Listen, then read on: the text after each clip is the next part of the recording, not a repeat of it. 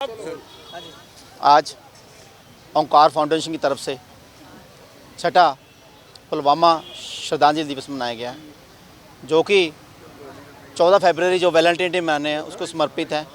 आज बच्चों को यहाँ पे एनसीसी और डॉन बॉस्को स्कूल के बच्चे आए थे, उनको बच्चों को यही सिखाया गया है कि आप जो 14 फरवरी को वैलेंटाइन डे मनाने हैं उसको ना मनाने की बजाय आप शहीदों को उस दिन याद किया जाए। आप अपना वैलेंटाइन डे जो मनाएं, मगर जिन्होंने हमारे लिए देश के लिए हमारे लिए शहीदों ने शहादतें दी हैं, जो फौजियों ने शहीदी भाई ने हमारे लिए शहादत दी हैं, उनको ज़रूर याद करें। अगर आज हम चैन की सांस ले रहे हैं, अगर हम खुशबू ले रहे हैं फूलों की, तो इन शहीदों की तरफ से ही है। अगर 24-24 घंटे आप देखिए फौजी भाई वीर जवान अपनी ड्यूटी पे लगे रहते हैं, वो देखते नहीं कि सर्दी है या गर्मी है, वो देखते नहीं है दिन है या रात है, 24 घंटे तत्पर हमारे लिए, चाहे इंडिया का बॉर्डर हो चाहे बांग्लादेश का बॉर्डर हो, भारत की सारी सीमाओं पे लिए हमारे लिए तत्पर खड़े रहते हैं।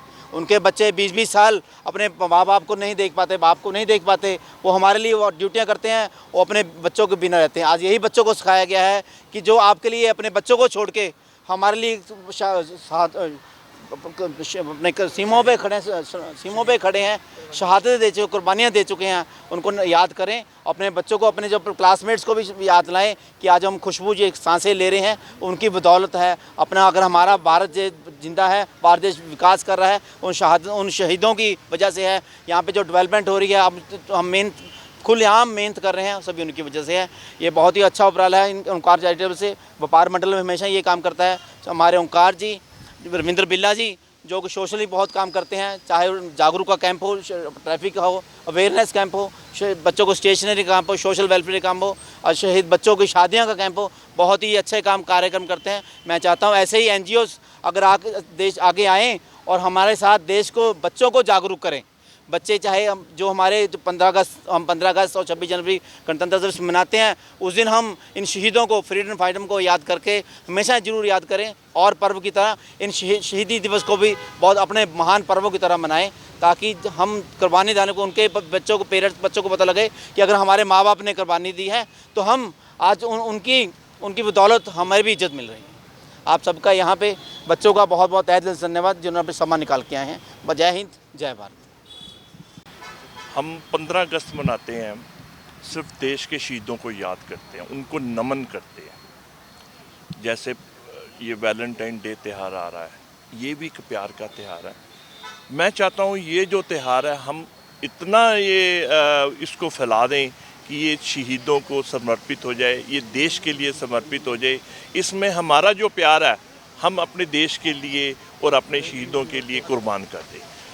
आज अगर हम लोग उन परिवारों के साथ अगर जब हम किसी श्रद्धांजलि देंगे तो उन परिवारों को कितना सुकून मिलता है। उनको ये लगता है कि मेरा पति, जब मेरा पिता, जब मेरा मासड़, जब मेरा वो अमर हो गया, अज उन्होंने थां ते याद किया जाता है।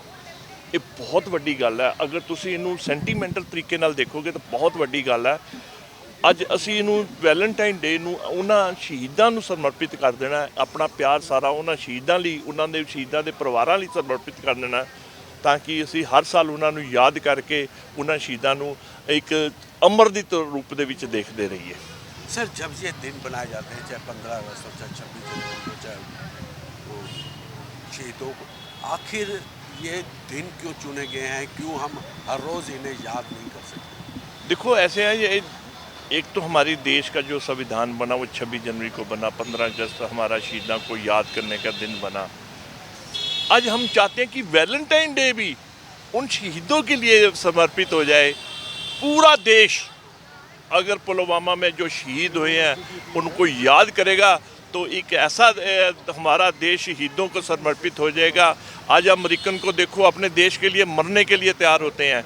मैं चाहता हूं हमारे देश में भी हमारे जो बच्चे हैं ऐसे उनके अंदर जोश आ जाए, इतना प्यार आ जाए देश के लिए, वो अपने देश के लिए मर मिटने के लिए तैयार रहे, और हमेशा ऐसा उनके अंदर वो जज्बा हो कि हम जो मर्जी करें पर देश के लिए, हमारे देश के ऊपर कोई उंगल ना उठा सके। ऐसा हम चाहते हैं उन बच्चों के अंदर जज्बा बन जाए।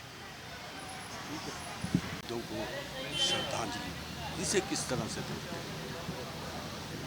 आज सबसे पहले श्रद्धांजलि समारोह में इतने जो बच्चे आए एनसीसी कैडेट के बच्चे आए और भी चंडीगढ़ व्यापार मंडल के मेरे साथी और भी सभी, जो कि एक उपराला ओंकार चैरिटेबल ट्रस्ट ने ये हर साल करती है, पिछले 6 सालों से करती आ रही है। उसमें हम लोग मैं भी 2-3 साल से शामिल हो रहा हूँ। और हम उस दिन, क्योंकि आज जो 13 तारीख है, इस दिन जो पुलवामा में जो शहीद हुए थे उनको याद करके आज हम उनको श्रद्धांजलि दे रहे हैं। जैसे आपने कहा कि ये हर रोज़ क्यों नहीं होना चाहिए, देखिए हर रोज़ तो याद करते ही हैं, हर रोज़ ऐसा नहीं है कि एक स्पेसिफिक डे हो जाता है। जैसे 15 अगस्त हमारा आज़ादी का दिन था, 26 जनवरी था हमारा संविधान का दिन था, और जो पुलवामा में एक बहुत बड़ा हादसा जिसमें हमारे शहीद हुए उसको एक दिन मनाया गया, जो अकेला पुलवामा के लिए नहीं है वो शहीदी दिवस, वो सभी के लिए है। जितने लोग, जितने हमारे कोई भाई बहन, हमारे बुजुर्ग जो भी शहीद हुए, हम उनको याद करते हैं आज के दिन में। और अगर आप चाहें तो हर रोज़ हमारे दिल में है कि आज जो भी हमारे बुजुर्गों ने जो शहीदी दी और आज हम खड़े हैं यहाँ और हम आराम से चैन से अपना मौज मस्ती कर रहे हैं, ये सब उन्हीं की देन है। अगर वो लोग जो वहाँ खड़े हैं ऊपर हमारे बॉर्डर पे, तो अगर वो ना वहाँ हो तो हम भी आज चैन से नहीं बैठ सकते, और ना ही ये आप लोग जो हमारे साथ खड़े हैं कि आज हमारा लोगों से अपना विचार ले रहे हैं, ऐसा मुमकिन नहीं था। ये सब कुछ मुमकिन इसीलिए हो रहा कि हमारे जो बॉर्डर पे हमारे जवान बैठे हैं, हम उनसे सुरक्षित हैं हम लोग। तो यही है कि ऐसी बात नहीं है, हम रोज़ दिल में उनको याद करते हैं। कोई ना कोई कुछ सेकंड, मैं 24 घंटे नहीं, 24 घंटे तो कोई भी याद नहीं रख सकता, पर एक कुछ ना कुछ दिन में 1 मिनट 1 सेकंड दिल में आता है कि हमारे जवान जो शहीद हुए हैं उनको श्रद्धांजलि देनी है। यही मेरा कहना है। Thank you so much. Ma'am कैसे देख रहे हैं, हमेशा ये देखा जाता है कि वैलेंटाइन डे को जो आज का यूथ है वो अलग तरीके से बनाता है, लेकिन यहाँ पर शहीदों को नमन किया जा रहा है, आप भी पहुँचिए, क्या कहना चाहेंगे? मैं समझती हूँ कि एक बहुत ही अच्छा स्टेप है कि हम वैलेंटाइंस डे को एक प्यार के समान मनाते हैं, और जिस तरीके से हमने शहीदों को आज नमन दिया है, एक अच्छी बिगिनिंग है, क्योंकि ये लोगों ने अपनी जान कुर्बान की है इस देश के पीछे, और मैं समझती हूँ कि हमें उनको रिस्पेक्ट और आदर देना चाहिए। मैम आप जगह जगह शहरों में जा रही हैं, अभी तक कितना फंड केंद्र की तरफ से मिल गया और क्या देख पा रही हैं? मैम 2 मीटिंग्स बड़ी अच्छी हो चुकी हैं गवर्नर साहब से। 21 तारीख को मैं अपने सारे नगर निगम के पार्षदों को भी लेके जा रही हूँ, एंड बहुत पॉजिटिव थे हमारे गवर्नर साहब, और मैं उम्मीद करती हूँ कि कोई ना कोई रास्ता वो ज़रूर निकालेंगे। कुछ रुके हैं काम मैम जिसको आप करवा- काम तो सारे रुके हुए हैं जी, 1 साल से कोई काम हुए ही नहीं है। यहाँ तक कि एक छोटा सा गड्ढा भी भरने के लिए हमारे पास पैसे नहीं थे।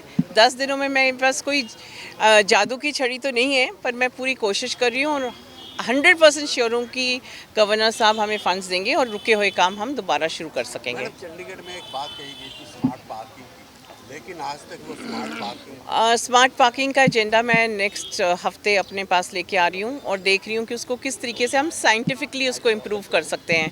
बिकॉज जब से पार्किंग लगी है उसमें इतने फ्लॉज कुछ ना कुछ चलते ही रहते हैं, तो उम्मीद है कि इसको थोड़ा सा पीपल फ्रेंडली भी करने की कोशिश करूँगी। मैम आप जब जीती थी आपने कहा था कि इसका असर दिल्ली विधानसभा चुनाव में पड़ेगा, वही देखा है, क्या कहना चाहेंगे दिल्ली के? आपने देख ही लिया जी, दिल्ली चुनाव का रिजल्ट आप सबने देखा, और मुझे 100% लगता था कि अगर हम इस बड़ी अलायंस को हराएंगे तो एक बहुत बड़ी जीत मानी जाएगी, मेरी पार्टी की बहुत बड़ी जीत मानी जाएगी, जिसके लिए मैं धन्यवाद करना चाहूँगी मोदी जी का, नड्डा जी का, अमित शाह जी का, जिन्होंने मुझे कैंडिडेट बनाया और मुझे पूरा विश्वास दिलाया कि हाँ आप महापौर बन सकते हो, आप पूरी अपनी कोशिश जारी रखो, और जिसकी वजह से मैंने 30 तारीख को सीट संभाली। केजरीवाल एक और मैम राजनीति से जुड़ा केजरीवाल साहब पे आरोप लग रहा है कि वो पंजाब की राजनीति में आना चाहते हैं, क्योंकि लुधियाना में एक उपचुनाव भी होने जा रहा है।